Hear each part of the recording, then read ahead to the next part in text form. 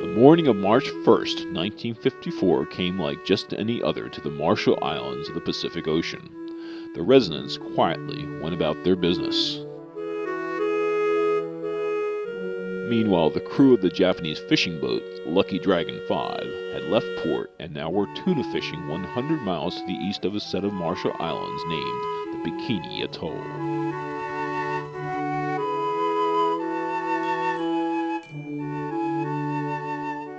The Bikini Atoll had been taken over by the U.S. military in 1946.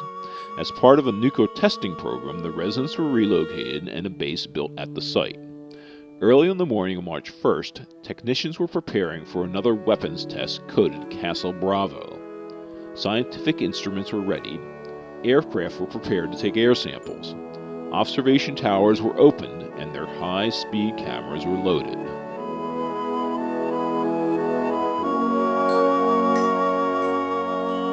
Castle Bravo was the first hydrogen bomb small enough to be carried by an aircraft. Scientists had calculated that the bomb, fueled with a lithium-6 isotope, would create about a 6 megaton explosion. Because lithium-6 was hard to separate from lithium-7, however, the bomb actually had more lithium-7 than 6. This didn't worry the scientists because their calculations showed that the lithium-7 would be inert. The base was evacuated, and at 6:45 a.m. the firing crew, safe in their bunker, pushed the button.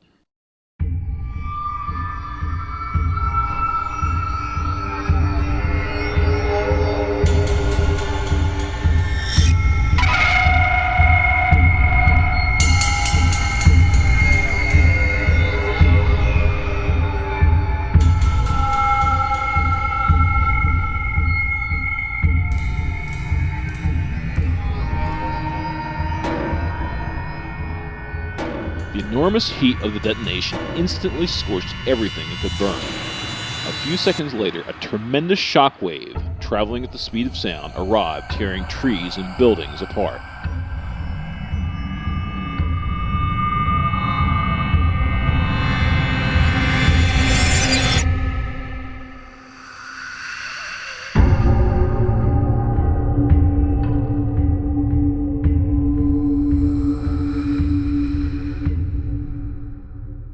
The crew of the Lucky Dragon was amazed when suddenly a second sunrise appeared in the western sky.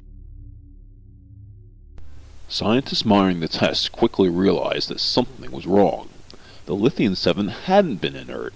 The explosion wasn't 6 megatons, but 15, 250% of the expected size. Because of the miscalculation, the fallout from Castle Bravo test was far more than anticipated. The firing team was trapped in their bunker by high radiation. Two populated atolls to the east were belatedly evacuated. Not expecting to have to move people, the Navy was forced to press destroyers, originally sent for security reasons, into service. The islanders suffered many health problems for decades, including birth defects.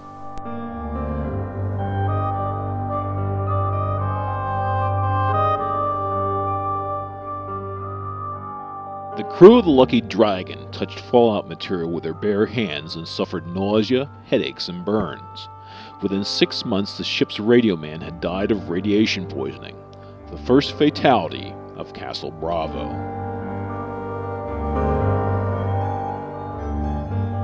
The base near the test site was ruined, and many of the instruments designed to measure the explosion were destroyed. The miscalculation of Castle Bravo was the biggest nuclear contamination accident in the history of the United States. The fallout was detected as far away as Australia, India, Japan, and North America.